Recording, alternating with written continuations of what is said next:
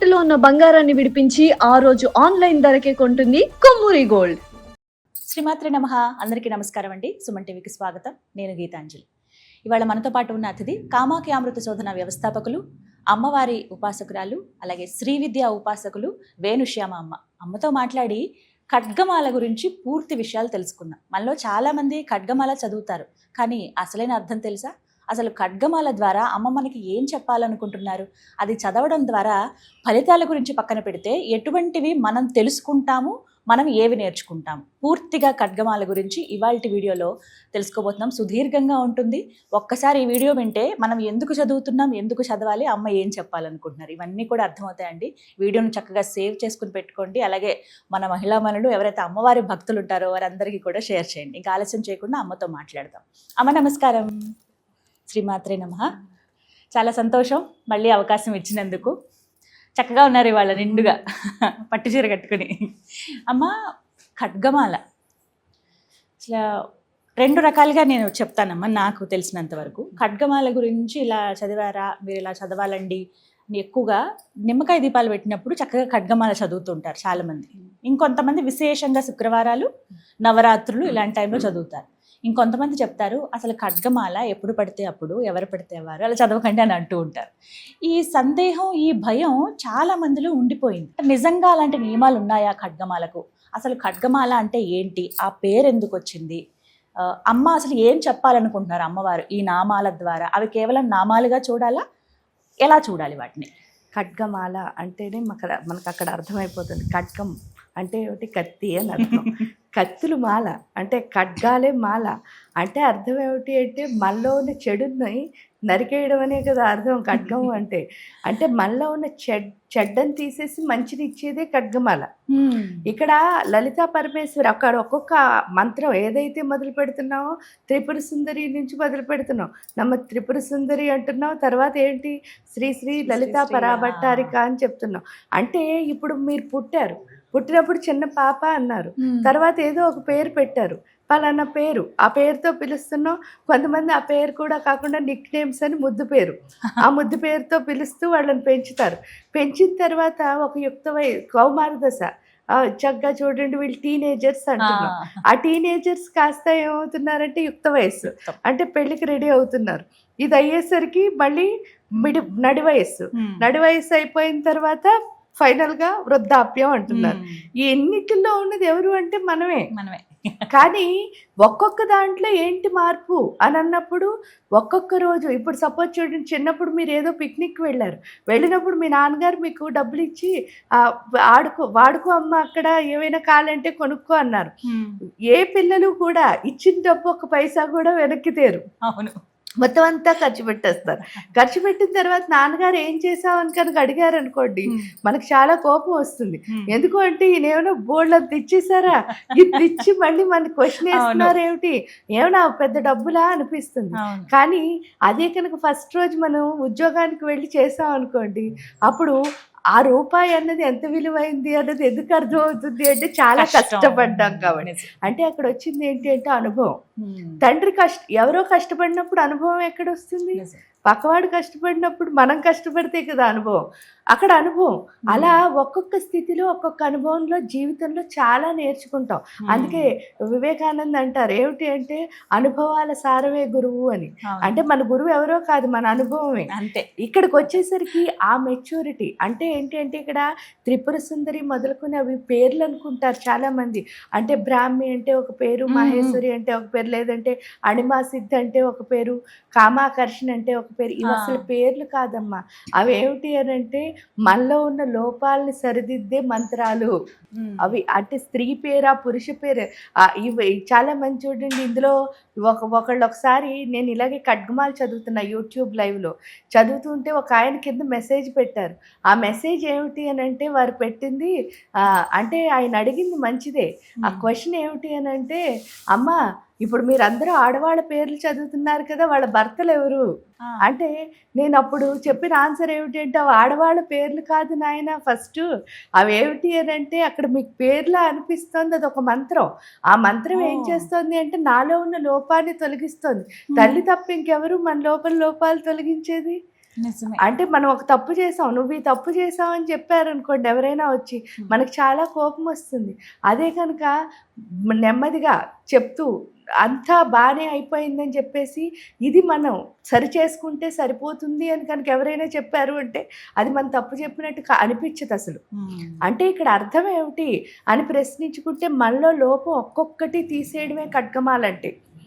ఆ ఒక్కొక్క మంత్రం చదువుతూ ఉంటే, ఆ ఒక్కొక్క నామం చదువుతూ ఉంటే ఆ నామం మనలో ఉన్న లోపాలను తీసేసి మనం జీవితంలో, ఎందుకంటే మనలో లోపం ఎప్పుడైతే పోయిందో, అనుభవం ఎప్పుడైతే వచ్చిందో మన గ్రోత్ అన్నది అక్కడే స్టార్ట్ అవుతుంది. అందువల్ల ఖడ్గమాల అంటే ఏంటి అంటే మన గ్రోత్. అది ఎలాగో చెప్తే ఏమిటి అని అంటే ఫస్ట్ పాదాల దగ్గర నుంచి తల వరకు మన లోపల ఉన్న లోపాలన్నీ తొలగించేదే ఖడ్గమాల. అది అసలైన అర్థం. ఇప్పుడు సపోజ్ చూడండి, ఈ ఆవరణ వచ్చాం, ఎక్కడ సర్వరక్షాకర చక్రం అని చెప్పేసి అనాహత చక్రం. మామూలుగా ఏమంటారు రక్షణ అంటే అర్థం ఏమిటి? ప్రొటెక్షన్ కావాలి అంటే ఇప్పుడు ఒక అమ్మాయి ఇంట్లో పుట్టింది, మనకి స్త్రీని దేవతగా కొలిచే ఉంది.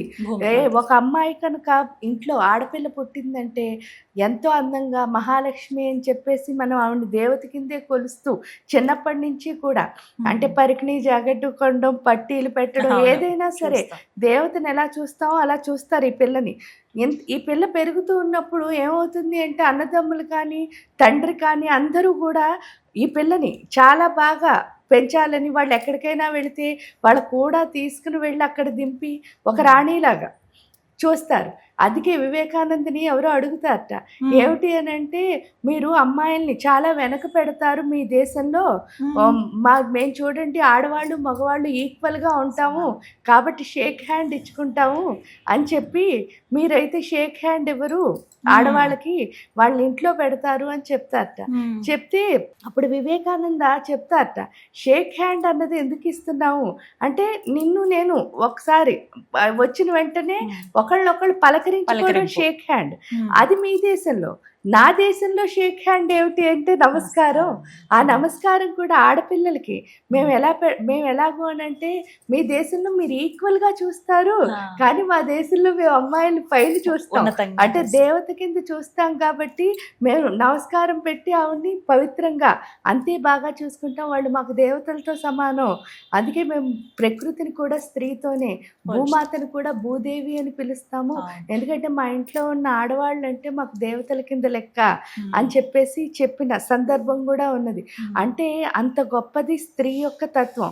అప్పుడు రక్షణకి పురుషుడు ఎందుకు వస్తున్నాడు అంటే నిజంగా చెప్తే ఒక రకంగా వాళ్ళు మనని ప్రొటెక్ట్ చేయడం కాదు, మన ఏంటి అని అంటే ఇప్పుడు చూడండి ఒక బంటు ఎప్పుడైనా ఒక రాణి వెళ్తుంటే వెనకాల ఆ స్థితి మీకు ఎక్కడ చూసినా కనిపిస్తుంది రక్షణ అంటే. మరి ఇక్కడ రక్షణ ఎక్కడుంది అని అన్నప్పుడు మీరు ఆ ఆవరణ చూస్తే సరిపోతుంది. ఏమిటి అంటే సర్వజ్ఞ, సర్వశక్తి, సర్వైశ్వర్య ప్రదాయని, సర్వజ్ఞానమయి, సర్వవ్యాధి వినాశిని, సర్వాధార స్వరూప, సర్వపాపహర, సర్వానందమయి, సర్వరక్షాస్వరూపిణి. మొత్తం ఈ దేవతలందరూ ఎవరైతే ఉన్నారో ఈ దేవతలను ఒకసారి 10 మంది దేవతల్ని మీరు చూస్తే సర్వేప్సిత ఫలప్రద వరకు, సర్వజ్ఞ మొదలుకుని సర్వేప్సిత ఫలప్రద వరకు. సర్వజ్ఞ అంటే అర్థం ఏమిటి అని అంటే ఈ చక్రంలోకి, అనాహత చక్రంలోకి ఎవరైతే వస్తారో అక్కడికి వచ్చేసరికి ఏంటి అంటే ఎన్నో ఆవరణ వస్తుంది, 6వ ఆవరణ కింద వస్తుంది. ఆ 6వ ఆవరణకి ఎవరైతే వస్తారో మీరు ఒకసారి చూడండి. సర్వజ్ఞ అంటే అన్ని విషయాల గురించి అవగాహన ఉండాలి. మీరు ఎందులో దిట్టైనా అవనివ్వండి కానీ ప్రతి విషయం మీకు తెలియాలి. ఎప్పుడు తెలుస్తుంది అది అని ఒకసారి చూస్తే మన చుట్టూ గమనించుకుంటూ ఉండాలి మనం, అంతే తప్ప గుడ్డెద్దు చేలో పడినట్టు అలా నా పని నేను చేసుకుంటున్నానని వెళ్ళకూడదు. మీ పని మీదే, ఎప్పుడు మీకు డీవియేషన్స్ అస్సలు ఉండకూడదు. ఉంటే మీ పనిలో మీరు మంచిగా వెళ్ళలేరు, అది ఖచ్చితం. కానీ అబ్జర్వేషన్ అన్నది ఉండాలి. ఆ అబ్జర్వేషన్ కూడా ఎలా ఉండాలి అంటే ఇక్కడ సర్వజ్ఞ మనకి ఏం నేర్పిస్తుంది అంటే ఇప్పుడు నాకు ఇక్కడ ఏదో జరుగుతోంది, ఆ జరుగుతున్నప్పుడు అది చూసినప్పుడు అది నా పని కాదు, అంటే సపోజ్ నేను ఇక్కడ ఆధ్యాత్మికంగా మీతో కూర్చున్నా, అప్పుడు అక్కడ ఒక సినిమా ఎవరో చూస్తున్నారు, ఆ సినిమా మనకి సంబంధించింది కాదు, మన ఇద్దరం మాట్లాడుకుంటున్న విషయం వేరే. కానీ ఆ సినిమాలో ఏదో ఒక పాయింట్ మనం గమనిస్తున్నప్పుడు ఏమవుతుంది అంటే అక్కడ ఏదో ఒక పాయింట్ మన ఆధ్యాత్మికతకి పనికొచ్చేది అయి ఉంటుంది. ఎప్పుడు అంటే నీకు ఏ డీవియేషన్స్ లేనప్పుడు. అప్పుడు ఏంటి అంటే ఈ అబ్జర్వేషన్లో కూడా నీకు సంబంధించిందే నీకు కనిపిస్తుంది. సో అక్కడికి వెళ్ళేసరి సర్వజ్ఞ అది మనకి చెప్తూ తీసుకువెళ్తుంది. సర్వజ్ఞ అయిపోయిన తర్వాత ఎవరు? సర్వశక్తి. మీకు ఎంత జ్ఞానం ఉంటుందో అంత శక్తి ఖచ్చితంగా ఉండాలి. ఎందుకు శక్తి ఖచ్చితంగా ఉండాలి అంటే సర్వశక్తులు అంటే ఏంటి అంటే చెట్టుకి ఏ రకమైన ఎనర్జీ ఉంది, నా పక్కనున్న ఆవిడకి ఏ రకమైన ఎనర్జీ ఉంది, అక్కడ పురుక్కి ఏ రకమైన ఎనర్జీ ఉంది అంటే ఆ బ్రహ్మ కీటక జనని వర్ణాశ్రమ విధాయిని. కీటకం దగ్గర నుంచి బ్రహ్మ వరకు ఆవిడే తల్లి. అంటే ప్రతి దానికి డిఫరెంట్ ఎనర్జీస్ ఉంటాయి. మనం ఒక పని చెయ్యాలి అంటే ఈ ఒక్క ఎనర్జీ సరిపోదు, అన్నీ కావాలి, అన్ని శక్తులు కావాలి. అంటే ఒక్కొక్కసారి చూడండి కోపంగా నటించాల్సి వస్తుంది, ఒక్కొక్కసారి ప్రేమగా ఉండాల్సి వస్తుంది. ప్రేమ ఏం నటించక్కర్లే, కానీ కోపాన్ని నటించాలి. ఎందుకు నటించాలి అంటే కోపం ఎప్పుడు లోపల నుంచి వస్తే నన్ను హర్ట్ చేస్తుంది, నటిస్తే ఇంకోడరు వారుస్తుంది, అంతే తేడా. సో అంటే ఎక్కడ ఎలా ఉండాలి అన్నది మనకు అర్థం అవ్వాలి అంటే మన శక్తి లేదనుకోండి. చాలామంది మీరు ఇంట్లో కూడా చూస్తారు, అదేమిటి అని అంటే అన్ని పనుల్లోనూ వాళ్ళే వచ్చేస్తారు, ఇన్వాల్వ్ అవుతారు. అది వాళ్ళకి అన్నెసరీ. ఏంటంటే ఇప్పుడు మీరు ఏదో పని చేస్తున్నారు, మీ దగ్గర నుంచి లాగేసుకుని మిమ్మల్ని మొహమాటం పెట్టేసి వాళ్ళు తీసేసుకుంటారు. తీరా మీరు లేచాక వాళ్ళు చేస్తారా అని అనుకున్నారనుకో, మీరు ఇలా వెళ్ళగానే వాళ్ళు ఇలా వెళ్ళిపోతారు. అంటే ఆ పని అక్కడ ఆగిపోయి. అలా ఎవరు ఏ పని చేస్తున్నా అన్నింటిలోనూ వెళతారు. దానివల్ల రెండు నష్టాలు, ఒకటి వీళ్ళు చేయటం లేదు, రెండోది చేసేవాడిని చెడగొడుతూ ఉంటారు. అంటే ఆ శక్తి అవసరమా? వాళ్ళ దగ్గర చాలా శక్తి ఉంది, దాన్ని ఏం చేస్తున్నారు, ఎలా వాడుకోవాలో తెలియట్లేదు. ఎందువల్ల అంటే సర్వజ్ఞ వాళ్ళ దగ్గర లేదు కాబట్టి. ఈ సర్వజ్ఞ ఏం చేస్తుంది, నాకు వచ్చిన శక్తిని నేను ఎలా వాడాలి అంటే విచక్షణ జ్ఞానం శక్తి కలిస్తేనే మనం మంచిగా ఉంటాం. లేకపోతే చూడండి చాలా ఫాస్ట్గా చేసేసి అంటే నేను చాలా స్పీడ్ అండి అంటారు. స్పీడ్ అన్నది మనం చేసే పనిలో కనిపించాలి తప్ప మన నడకలోను మాటల్లోనూ లేకపోతే చేతల్లోనూ. అంటే చూడండి స్పీడ్ అని చెప్పేసి ఆవాల డబ్బా లేకపోతే వరిపిండి డబ్బా అన్ని కింద వంపేయడం స్పీడ్ కాదు. అన్ని చక్కగా అలాగే ఉన్నప్పుడు ఆర్గనైజ్డ్గా మన వంట మనం చేయడం ఈజీ. అంటే వంట అంటే అక్కడ వంట అని కాదు, ఏ పనైనా సరే అంతే. మనం అన్నీ అలాగే ఉండాలి, ఆ ఆర్గనైజేషన్లో లోపం రాకూడదు. ఎట్ ది సేమ్ టైం మన పని కూడా అంతే అందంగా అవ్వాలి అంటే వీళ్ళకి జ్ఞానం శక్తి రెండు అవసరం. అందుకని చెప్పేసి ఆ జ్ఞానాన్ని శక్తిని ఫస్ట్ పెట్టారు. సర్వజ్ఞ సర్వశక్తి, తర్వాత సర్వ ఐశ్వర్య పత్ర. ఎన్నున్నా సరే ఐశ్వర్యం చాలా ఇంపార్టెంట్. ఇక్కడ ఐశ్వర్యం అంటే ఏంటి అంటే చాలా మంది అయ్యో డబ్బులు లేకపోతే నేనేం చేయలేనేమో అని చెప్పేసి అనుకుంటారు. మీ దగ్గర కోట్లున్నా ఒక్కొక్కసారి మీకు అది పనికిరాదు. మీ దగ్గర రూపాయి లేకపోయినా ఆ టైంకి వస్తే చాలు. అదే కదా, మీరు టీ తాగాలనుకుని బయటకు వెళ్ళారు, వాడు జస్ట్ 10 రూపీస్ అని చెప్పాడు, మీ దగ్గర 500 రూపాయల నోటు ఉంది, అది ఇస్తే నా దగ్గర చేంజ్ లేదండి మీరు 10 ఇస్తేనే ఇస్తానన్నాడు అనుకోండి. 500 పట్టుకుని ఊరంతా తిరిగినా సరే మీకు ఏం దొరకటంలే, చిల్లర దొరకదు, టీ దొరకదు. అంటే అర్థం ఏమిటి అంటే మనం చెయ్యాలనుకున్న దాన్ని చేయలేనప్పుడు మన దగ్గర ఎంత ఉంటే మాత్రం ఏం ఉపయోగం. అంటే మన అవసరానికి మనకి పనికి రావాలి, మన దగ్గర ఉన్నది. అది ఎప్పుడు వస్తుంది అంటే ఆ ఐశ్వర్యం నిజంగా ఎప్పుడు వస్తుంది అంటే మన దగ్గర ఉండాల్సిన అసలైన ఐశ్వర్యం పేరు తృప్తి. తృప్తి కనుక ఉందనుకోండి మనం ఏం లేకపోయినా సర్వైవ్ అయిపోతాం ప్రపంచంలో. అది మనకు అర్థమయ్యేటట్టు ఈ సర్వైశ్వర్యప్రద చేస్తుంది. తర్వాత ఎప్పుడైతే సర్వైశ్వర్యప్రద చేస్తుందో ఇక్కడ సర్వజ్ఞానమయ్యి, ఇక్కడ సర్వజ్ఞ అంటే ఏంటంటే అన్నిటి గురించి తెలుసుకోవడం.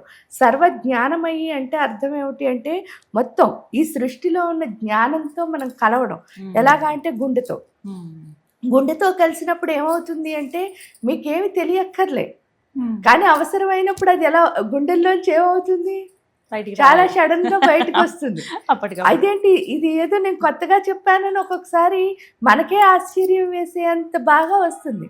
అది ఆ పని ఎవరు చేస్తారు అంటే సర్వజ్ఞానమై. ఎలా అంటే గుండెని తీసుకెళ్లి ప్రకృతితో కలుపుతుంది. ఎప్పుడైతే కలిపిందో అది ఎంతో అందంగా, అంటే ఆ గుండె ప్రకృతితో కలిపితే ప్రకృతిలో ఉన్న జ్ఞానం అంతా మందే. ఎందుకంటే మీ చుట్టూ ఏదొచ్చినా సరే, ఇక్కడ ఆధ్యాత్మికతలో ఉన్న గొప్పతనం ఏమిటి అంటే మన చుట్టూ, అంటే నేను ఎలా ఉంటానో నా ప్రపంచం అలాగే ఉంటుంది. నా చుట్టూ ఎవరు వచ్చినా నాలాంటి వాళ్ళే వస్తారు. వాళ్ళకి నాకు క్వాలిటీస్ చాలా కలిస్తేనే మన ఇద్దరం కలుస్తాం, లేకపోతే కలము. అది ఇక్కడికి వచ్చేసరికి అర్థమవుతుంది అనమాట. సర్వజ్ఞానమయ్యి నేను ఎలా ఉంటానో నా ప్రపంచం అలాంటిదే వస్తుంది. అంటే నన్ను ఎవరు మోసం చేసేవాళ్ళు రారు అని ఎందుకు ధైర్యం ఉంటుంది? నేను ఎవరిని మోసం చేయాలనుకోవటం లేదు కాబట్టి. అవును, అంతే. ఇంకప్పుడు మీ మీద నాకేం అపనమ్మకం ఉండదు, అధైర్యం ఉండదు. ఇక్కడికి వచ్చేసరికి అది మనకు అర్థం అవ్వాలి. లేకపోతే ఎప్పుడు గుండెల్లో చిన్న భయం ఉంటుంది. అమ్మో వీళ్ళు ఏం చేస్తారు, వాళ్ళు ఇదేమైపోతుందో, నేను ఇప్పుడు ఒప్పుకున్నాను అనుకో, అదే. ఇంకా అవేమీ లేవు. ఎందుకు అనంటే నేను ఎలా ఉంటానో నా ప్రపంచం అంతే. అది కనుక మనకు అర్థమైందా, సర్వజ్ఞానమయ్యి మనకు నేర్పించిందా, పూర్తి జ్ఞానం, అంటే ప్రతి దాని నుంచి మనం నేర్చుకుంటూనే వెళ్తాం. ప్రకృతిలో కనిపించిన అన్నీ మనకి నేర్పేవే. జస్ట్ మనం నేర్చుకోవడానికి రెడీ అవ్వాలంటే యాక్సెప్టెన్స్. జనరల్గా అదే ఉండదు. ఆ యాక్సెప్టెన్స్ అన్నది ఈ సర్వజ్ఞానమయ్యి ఇస్తుంది ప్రకృతితో. ఎప్పుడైతే యాక్సెప్టెన్స్ వచ్చిందో సర్వ వ్యాధి వినాశిని, అప్పుడు మనకున్న వ్యాధులన్నీ పోతాయి.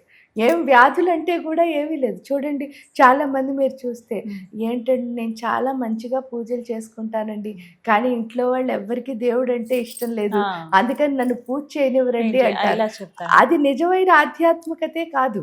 ఎందుకు అంటే నా చుట్టూ ఉన్న వాళ్ళందరూ ఎవరు? నా గురువులే.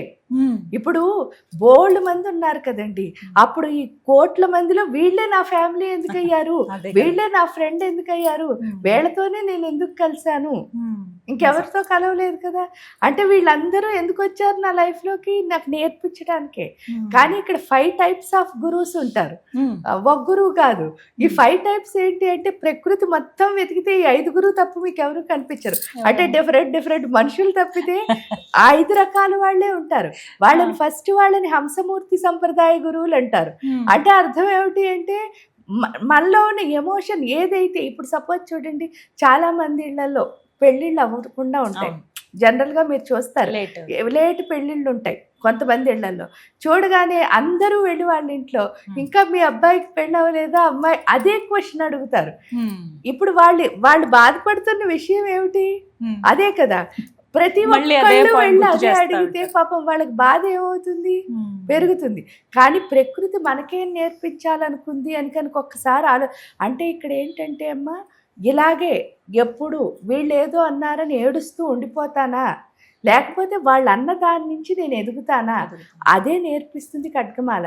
ఇక్కడ ఏం నేర్చుకోవాలి అని అంటే, ఇప్పుడు ప్రతిసారి వచ్చి మీ ఇంట్లో మీ అబ్బాయికి పెళ్ళవలేదా, మీ అమ్మాయికి పెళ్ళవలేదా అని అడుగుతున్నారు అనుకోండి, అంటే నేను ఏం నేర్చుకోవాలి? దానివల్ల బాధపడకుండా నేను ఎలా పెళ్లి చేయాలి అన్నది కదా. అంటే ఓవర్కమ్ ద సిచ్యువేషన్ నేర్చుకోవాలి. అది మానేసి ఏడుస్తూ కూర్చున్నాను అనుకోండి, ఇంకో కొన్ని రోజులు ఏమవుతుంది? ఆ పెళ్ళి అన్నది డిలే అవుతుంది. ఎందుకంటే నేను ఏ ఎనర్జీ ఇస్తున్నాను వాళ్ళకి? నెగిటివ్ ఎనర్జీ ఇస్తున్నా. అంటే నా పనికి నేనే నెగిటివ్ ఎనర్జీ. అందుకని ఈ హంసమూర్తి సంప్రదాయ గురువుల పనే మళ్ళీ ఎమోషన్స్ని, అంటే మనకి ఏదైతే వీక్ ఉందో దాన్ని పైకి తీస్తూ ఉంటారు. ఆ పైకి తీసినప్పుడు మనం ఏం చేయాలి అంటే దాన్ని ఎలా ఓవర్కమ్ చేయాలి, అంతే తప్ప వీళ్ళని తిట్టుకోకర్లే, వీళ్ళు మనకు వచ్చింది నేర్పించడానికి. రెండో వాళ్ళని పరప్రకాశ్ సంప్రదాయ గురువులు. పరప్రకాశ్ సంప్రదాయ గురువులు అంటే అర్థం ఏమిటి అంటే, మీరు ఒక మంచి పని చేశారనుకోండి, అంటే వాళ్ళకే, ఇప్పుడు వాళ్ళు మీకు ఒక చెడు చేశారు సపోజ్, ఎవరో వచ్చి మిమ్మల్ని ఏదో అనేశారు, అనేసిన తర్వాత కూడా మీరు సరే ఎందుకు మనకి ఇదంతా, వాళ్ళు అపకారం చేస్తే మనం కూడా చేయాలా, మనం ఉపకారం చేస్తే సరిపోతుంది కదా, మనం ఎందుకు వాళ్ళలాగే ఉండాలి అని అనుకుని మీరు మంచి తరహాగా ఆలోచించి చేద్దాం అనుకున్నారు. చేద్దాం అనుకుంటే ఏమవుతుంది అని అంటే, అంత మంచి చేశారు కదా, వాళ్ళకి ఇష్టం ఉండదు. వాళ్ళకి మీతో అవసరం ఉంది కాబట్టి పని చేయించుకుంటారు. ఎట్ ది సేమ్ టైం మీ అవసరం తీసుకోవడం ఇష్టం లేదు, ఎందుకంటే ఈగో అని ఒకటి ఉంటుంది కదా. ఆ ఇష్టం లేకపోవడం వల్ల ఏం చేస్తారు అంటే, మీరు మంచి చేస్తే మీ పక్క నుండి ఎవరినో పొగుడుతూ ఉంటారు మిమ్మల్ని కూర్చోబెట్టి.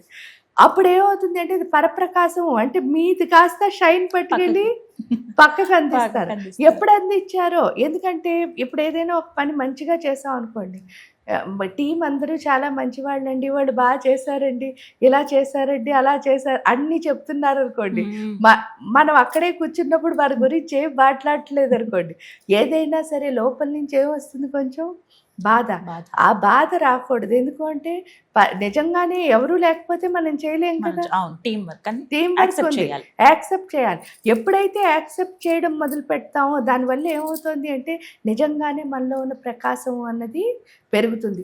ఆ ప్రకాశం ఎలా పెరగాలి అంటే, ఇప్పుడు సపోజ్ ఎవరైనా వచ్చి ఏమీ లేదు అన్నెసరీగా ఎవరో వచ్చి సడన్గా కొట్టారనుకోండి, కొట్టగానే మనకి ఏమనిపిస్తుంది, ఏంటి నేనేం చేయలేదుగా, నన్ను ఎందుకు కొట్టారని చెప్పి మనం కూడా ఒకటి లేచి గట్టిగా కొట్టామనుకోండి, ఇంకా వాళ్ళకి మనకి ఏమైనా తేడా ఉంటుందా? ఉండదు. కానీ అంటే సిచ్యువేషన్లో బ్యాలెన్స్గా ఆలోచించడం ఏదైతే ఉందో అది రావాలి. అది పరప్రకాశ్ సంప్రదాయ గురువులు మనకు నేర్పిస్తారు. సిచ్యువేషన్లో బ్యాలెన్స్గా ఆలోచించడం అంటే వాళ్ళు అంత ఎమోషన్తో నన్ను ఎందుకు కొట్టారు మనకు తెలియదు, అంటే ఏమైందో మనకు తెలియదు, జస్ట్ మనం మాట్లాడుకుంటుంటే మధ్యలో కదా ఇది జరిగింది.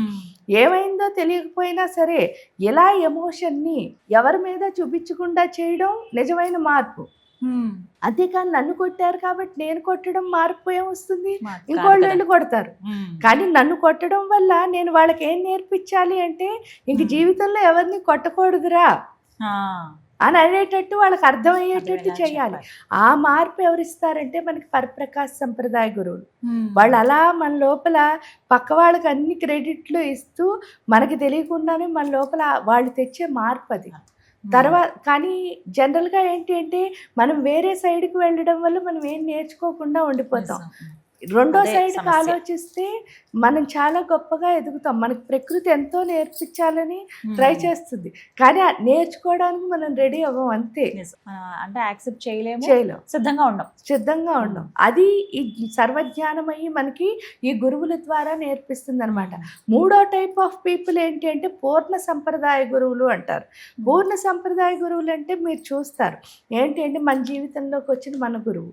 మన గురువు ఏమిటి అంటే, మన గురువు అంటే అందరూ గురువులే, కానీ మనకి ఎవరైతే ఆధ్యాత్మికంగా కానీ మానసికంగా కానీ లేకపోతే యాస్ట్రల్ గా ఎలా అయినా సరే ఎదగడానికి, అంటే మనలో ఉన్న లోపాలు తొలగించి ఎదగడానికి, మనకు కావాల్సిన మార్పులు తెచ్చుకోవడానికి మంత్రాన్ని ఎవరైతే ఉపదేశం చేస్తారో వాళ్ళని పూర్ణ సంప్రదాయ గురువులు అంటారు.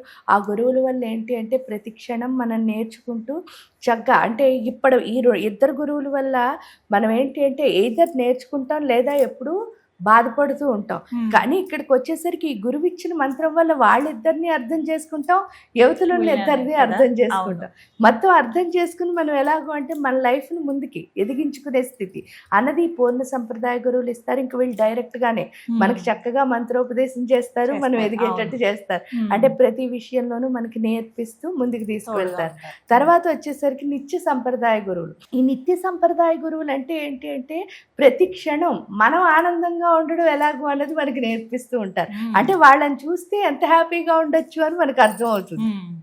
ఎందువల్ల అంటే మీరు చూస్తే చాలా మంది దగ్గర అసలు ఏం ఉండవు, ఏం ఉండకుండా కూడా వాళ్ళు ఎంతో హ్యాపీగా ఉంటారు. చూడండి, అన్నీ ఉంటాయి చాలా మంది దగ్గర, కానీ ఎప్పుడు ఏదో ఒక ప్రాబ్లమే చెప్తూ ఉంటారు. మీరు చూస్తే వాళ్ళ దగ్గర అసలు ఏ ప్రాబ్లము ఉండదు. నిజంగా ప్రాబ్లం ఉన్నవాడు హాయిగా ఉంటాడు, కానీ అక్కడికి వెళ్ళి చూసేసరికి అసలు ఏ ప్రాబ్లం లేని వాళ్ళు ఎలా ఉంటారు అంటే ఏడుస్తూ ఉంటారు. కానీ ఇలాంటి వాళ్ళని చూసినప్పుడు, ఎందుకంటే నేను ఒకళ్ళ ఇంటికి వెళ్ళానమ్మా, ఒకళ్ళ ఇంటికి వెళ్తే పాపం వాళ్ళ పాప ఏంటి అంటే, ఆవిడ చాలా మంచిగా మాట్లాడతారు. నిజంగా చెప్తే మంచిగా మాట్లాడితే తను ఏం చెప్పారంటే, నేను లలితమ్మ సేవే రోజు చేసుకుంటానమ్మా, నాకు పూజ అవేవి రావు, కానీ మీరు మా ఇంటికి వస్తారా ఒకసారి చూడడానికి నా లలితమ్మని అని అడిగారు. లలితమ్మని అంటే జనరల్గా ఇప్పుడు ఎవరైనా వచ్చి అలా అడిగారు అనుకో, మా ఇంట్లో కాలు పెట్టి లలితమ్మని చూడండి అంటే అదొక విగ్రహం లేకపోతే ఒక ఫోటో, దేవుడి మందిరమో ఇలా అనుకుని వెళ్తాం. అక్కడికి వెళ్ళేసరికి ఏంటయింది అంటే ఆవిడకి 38 సంవత్సరాల పాప. 38 సంవత్సరాల పాప, కానీ ఆ పాపకి కాళ్ళు చేతులు అసలు ఏమీ పనిచేయో, మంచం మీద పడుకుంటుంది. ఈవెన్ అన్నీ ఈవిడే చేయాలి. అదే ఆవిడ చేస్తున్న లలితమ్మ సేవ. అలా చూసినప్పుడు ఇంకా అంతకంటే లలితాదేవికి ఎవరేం చేయాలి అసలు? అంటే చాలా మంది ఏంటి అంటే మా పిల్లకి అల్లరి చేస్తున్నాడండి, బాగాలేదండి కానీ మీకు ఎంతో అంటే అలా ఆ ఓర్పు ఎక్కడ కదా వస్తుంది అసలు? అసలు ఎంత great. మరి అది అది ఎవరు అంటే అలాంటి వాళ్ళని చూసినప్పుడు మనం ఎంత ఓర్పుగా ఉండొచ్చో తెలుస్తుంది. నిజం. ఎందుకు అంటే రోజు మనం స్నానం చేసి మనం వంట చేసుకుని మనం అన్నం తిని మనం పడుకోవడానికే మనం బాధపడుతున్నప్పుడు వేరే వాళ్ళకి ఎత్తిపెట్టి అన్నీ చేయాలి అంటే చాలా చాలా కష్టం. అది ఇప్పటికి ఆ అమ్మాయికి 38వ సంవత్సరం. ఎలాంటి పరిస్థితితో చూడండి. అంటే 38 ఇయర్స్ నుంచి ఆవిడ నిర్విరామంగా పనిచేస్తున్నారు. గ్రేట్ అసలు అప్పుడు ఎలా అనిపిస్తుంది? అంత ఓర్పు మనకు కాదు కదా. కదా. అప్పుడు మనకు ఉన్నవన్నీ ఏంటో మనం అర్థం చేసుకుంటాం. నిజం, మనం ఎలాంటి పొజిషన్లో ఉన్నాము. మనం ఉన్నవన్నీ అదే నిత్య సంప్రదాయ గురువులు నేర్పిస్తారు. అలాంటి వాళ్ళే గురువులు. మనమేంటి మన ఊరికే రమ్మన్నారు కానీ వాళ్ళే గురువులు. అంతే. నిజంగా అంతే. ఎందుకు అంటే వాళ్ళే గురువులు అంటే అలా చూసినప్పుడు అదే అనిపిస్తుంది. మనం ఏం చేయట్లే అంతలా, అన్నీ హాయిగా ఉన్నాయి, అందులో కొంచెం కష్టపడుతున్నాం అంతే. కానీ వాళ్ళు కష్టంలోనే బతుకుతూ హ్యాపీగా ఉన్నారు. అలాంటి వాళ్ళని చూసినప్పుడే మనం ఎంత హాయిగా ఉండొచ్చు అన్నది అర్థమవుతుంది. తర్వాత కరుణ సంప్రదాయ గురువులు వీళ్ళెవరు అంటే గుండెల్లో ఏంటంటే ప్యూరిటీ. వాళ్ళు ఏం చెప్తున్నారో అది నిజం, అంతే, మీరు నమ్మాలి. అంత నిజంగా ఉంటారు వాళ్ళు కరుణ సంప్రదాయ గురువులు. ఈ 5 ఇచ్చేది ఎవరు అంటే మనకి ఈ 5 అర్థమయ్యేటట్టు చేసేది సర్వజ్ఞానమయి. తర్వాత ఎప్పుడైతే మనకు అర్థమైందో సర్వ వ్యాధి వినాశిని. ఈ ఎమోషన్స్ అన్నీ ఎప్పుడైతే బ్యాలెన్స్ అయ్యాయో అసలు మనకి ఏ వ్యాధులు ఉండవు. మీరు సపోజ్ చూడండి, మీరు రోజంతా పని చేశారనుకోండి, మీకు అసలు అలసట ఉండదు, ఏముండదు. హాయిగా ఇంటికి వెళ్తారు, 2 ముద్దలు తింటారు, హ్యాపీగా పడుకుంటారు. ఏమైనా వర్క్ ఉన్నా కూడా అంతే హుషారుగా చేస్తారు. ఆ రోజంతా ఏం పని లేదనుకోండి, అప్పుడు ఈ కాలు నొప్పి, చేయి నొప్పి, తలనొప్పి ఏదో ఒకటి గుర్తొస్తుంది. ఎందుకు అంటే అక్కడ అర్థమయ్యేది వ్యాధి ఎలా వస్తుంది అంటే idle man brain is the devil workshop. అంటే ఏ పని లేకపోతే ఏమవుతుంది, ఇందులో దెయ్యాలన్నీ బయటకు వస్తున్నాయి, రాక్షసులన్నీ. అదే కనుక ఎప్పుడైతే దీన్ని పోలవనం కింద మార్చుకున్నాం అనుకోండి, అంటే ఏం చేయొచ్చు, ప్రతి క్షణం పని చేస్తూ ఉండడమే. మీరు ఎంత హార్డ్ వర్క్ చేస్తే అంత ఉత్సాహంగా ఉంటారు. అది సర్వ వ్యాధి వినాశిని. ఎప్పుడైతే సర్వ వ్యాధి వినాశిని అయిపోయిందో అప్పుడు అర్థమవుతుంది సర్వాధార స్వరూప. సర్వాధార స్వరూప అంటే మనలో వ్యాధులన్నీ నశించుతారు. ఇక్కడ వ్యాధులంటే కూడా ఇది చేశానా అందుకే ఇది అయ్యిందేమో, ఇది చేయలేదా అందుకే ఇది అవ్వలేదేమో, ఇలా అన్నీ మనమే ఏం చేస్తామంటే చుట్టూ కంచెల కింద పెట్టేసుకుని మనం ఎటు ముందుకు వెళ్లకుండా అయిపోతాం, అక్కడే ఆగిపోతాం. ఇక్కడికి వచ్చేసరికి ఆవిడ ఏం చెప్తుంది అంటే మనకి మొత్తం నిజంగా కనుక నువ్వు ఇలా అంటే ఈ సర్వజ్ఞ మొదలుకుని ఇలా వెళ్తే ఈ మొత్తం దీనికి అంతటికీ ఆధారం నువ్వే. అందుకే ఏమంటారంటే వివేకానందుల వారు, మీ భుజాల మీద మొత్తం ప్రపంచం బాధ్యత బరువు మోస్తున్నానని ముందెళ్తే మనం ఏదో ఒకటి చేస్తాం ప్రపంచానికి. లోకా సమస్త సుఖినో భవంతు అని నాలుకతో చెప్పకూడదు. మరి ఏం చేయాలి అంటే లోకా సమస్త సుఖినో, అందరూ ఆనందంగా ఉండని నువ్వేం చేయగలవు అది చేయి. అంతేగాని రోజు వెళ్ళి లోకా సమస్త సుఖినో భవంతు అంటే చెప్పేసి రావడం కాదు, చేసి రావాలి. అందరూ హ్యాపీగా ఉండడానికి మనం ఏం చేయగలమో అది చేయాలి. అది మనకు అర్థమవుతుంది సర్వాధార స్వరూప. తర్వాత సర్వపాపహర. ఎప్పుడైతే మొత్తం దీని అంతటికీ నేనే ఆధారభూతం అని అర్థమవుతుందో అప్పుడు పాపహర అంటే స్లోగా మనలో ఉన్న కర్మలన్నీ మనకి తెలియకుండా మనం ఏం చేస్తాం, తగ్గించుకుంటూ వస్తాం. అప్పుడు పాపాలు పోవడం అంటే ఏంటి, మనలో ఉన్న కర్మల్ని మనం తగ్గించుకుంటాం. ఎప్పుడైతే మన కర్మలు తగ్గడం మొదలు పెట్టాయో తర్వాత ఏమవుతుంది, సర్వపాపర సర్వ ఆనందమై. అప్పుడే ఆనందం. మీలో ఉన్న కర్మలన్నీ ఎప్పుడైతే తగ్గడం మొదలు పెట్టాయో అప్పుడు ఏమవుతుంది అంటే మీరు పని చేస్తారు కానీ అలా చేస్తూ వెళ్తారు అంతే. దానివల్ల వచ్చే ఫలితంతో మీకు సంబంధం లే. అలా ఎప్పుడైతే చేస్తామో మనం చాలా బాగా, ఎందుకంటే ఫలితం ఎప్పుడైతే ఆశించామో మనది చిన్న బుర్రే, ఆ బుర్ర అవడం వల్ల ఇంతే ఫలితం ఉంటుంది, మనం ఇంతే లిమిట్ అయిపోతాం, ఇంతే లిమిట్ అయిపోతాం. దానికి తోడు మీరు ఫలితం కోసం చేస్తే అది ఎప్పుడు మీ గుండెల్లోంచి రాదు. చేయాలి కాబట్టి చేస్తున్నాను, ఇష్టంగా ఉండదు. సో ఇక్కడికి వచ్చేసరికి ఏంటి అంటే అది ఎప్పుడు పోయిందో ఆ మొత్తం కర్మలన్నీ తగ్గుముఖం పడతాయి. సర్వపాపహర తర్వాత సర్వానందమై. ప్రతి క్షణం అప్పుడు కర్మలు ఎప్పుడు తగ్గాయో అప్పుడు ఆనందంగా ఉండడం. అంటే ఏది వచ్చినా సరే హ్యాపీ. ముఖంలో ఎప్పుడు నవ్వు పోకూడదు, హ్యాపీ అనిపిస్తుంది. గుండెల్లోంచి ఆ నవ్వు రావాలి. ఏదొస్తే అదే, ఎందుకంటే అదే ఇవ్వాలనుకుంది అదే ఇచ్చింది అంతే. అంత ఆనందంగా ఉండడం ఎప్పుడైతే వచ్చిందో ఆనందమయ్యే తర్వాత ఎవరు సర్వరక్షాస్వరూపిణి, అదే మన రక్షణ. మీరు ఎంత ఆనందంగా ఉంటారో అంత ప్రొటెక్షన్ మీరే ఏర్పాటు చేసుకుంటారు. ఎందుకంటే మీరు మెచ్యూర్డ్గా ఉన్నారు, ఎక్కువ తక్కువ ఏమీ చేయట్లేదు, చాలా నార్మల్గా ఉన్నారు. అప్పుడు ఎవరికి వచ్చి మిమ్మల్ని ఒక మాట అనాలని అనిపిస్తుంది? ఎవరేం మాట్లాడారు, రెస్పెక్ట్ ఉంటుంది. ఆ గౌరవం అన్నదే ఇక్కడ సర్వరక్షాస్వరూపిణి. అంటే అక్కడి నుంచే ఫలము, అంటే మీరు అసలు ఊహించలేనంత, ఆశించకపోయినా ఆ ఫలితం అదే వస్తుంది. ఆల్రెడీ మీకు డిసైడెడ్, అదేదో అదే వస్తుంది. మీరు ఆశించినా అదే వస్తుంది, ఆశించకపోయినా అదే వస్తుంది. పైగా బాధ ఉండదు. మీరు ఆశించడం వల్ల ఏమవుతుంది అంటే ఆ వచ్చేదాన్ని కూడా మీరు ఏం చేస్తారు, సాటిస్ఫాక్షన్ ఉండదు, ఇంతేనా అనే ఆలోచన వచ్చేస్తుంది. అదే సర్వరక్షణ. అందుకే దాని సర్వరక్షాకర చక్రం ఒక్కొక్క మార్పు తీసుకొస్తూ ఈ విధంగా ఏంటి అని అంటే ఖడ్గమాల అంటేనే మనలో లోపం తీసేసుకోవడం. అంటే ఒక్కొక్క సెట్ ఒక్కొక్క టైప్ ఆఫ్ లోపాలు తీసేస్తున్నాయి. ఎంత గూఢార్థం ఉంది అని అసలు తెలియదు. చదవడం అంటే చిన్న చిన్న నామాలే కదా, పేర్లు అలా టకటకా చదివేసుకుంటూ వెళ్ళిపోతాం. కానీ అసలైన అర్థం తెలుసుకుని చదివితే ఫలితం సంగతి పక్కన పెడితే ఆ ఆనందం ఉంటుంది చూసారా. అమ్మని ఇలా పిలుచుకున్నాను, అమ్మ నాకు ఇవి అనుగ్రహిస్తుంది, ఇవి నేను పఠించడం వల్ల అమ్మ ఇలా కనబడుతుందా, నాలో ఎంత మార్పు తీసుకొస్తుందా, నాకు ఇవి నేర్పిస్తుందా అని తెలుసుకున్నప్పుడు అలా చదివితే ఎంత ఆనందమో కదా. ఎందుకంటే చిన్నప్పుడు చూడండి, మీ అమ్మగారు ఉన్నారు, మీరు కూర్చున్నారు, పాకుతున్నారు, ప్రతి దాన్ని ఎంజాయ్ చేస్తూ మీరు నడవడం రాదు, అప్పుడు చక్కగా చేతులు పట్టుకుని నడిపిస్తూ తీసుకొస్తున్నారు చూసారు. అలాగే ఖడ్గమాల కూడా ప్రతి స్టెప్లోనూ మీకు నేర్పిస్తూ నేర్పిస్తూ నేర్పిస్తూ నేర్పిస్తూ పైకి తీసుకువెళుతుంది.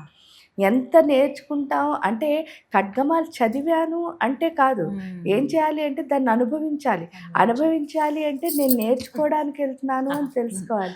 ఎందుకంటే ఫస్ట్ టైం నాకు ఖడ్గమాలతో ఎక్స్పీరియన్స్ అది ఏంటి అని అంటే, ఖడ్గమాలు చదువుకుంటున్నా కూర్చుని చదువుకుంటూ ఉంటే సడన్గా నేను ఒక అమ్మవారి విగ్రహం దగ్గర, సహస్రాక్షి రాజరాజేశ్వరి విగ్రహం దగ్గర కూర్చుని చదువుకుంటుంటే చాలా సడన్గా అది 9 భాగాలు అయిపోయినట్టు కనిపించింది.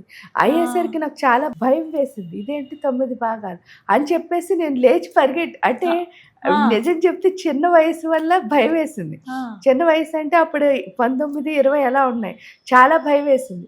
భయం వేసి ఏంటి అంటే పరిగెట్టుకు వెళ్ళిపోదాం అక్కడి నుంచి, అదేంటి అలా ఖండాల కింద కనిపిస్తోంది అని చెప్పేసి బయటకు వద్దాం అనుకునేసరికి భూమి కూడా అలా ఖండించినట్టు కనిపించింది. 9 తీరా చూస్తే నేను కూడా అలా ఖండించినట్టు కనిపించింది.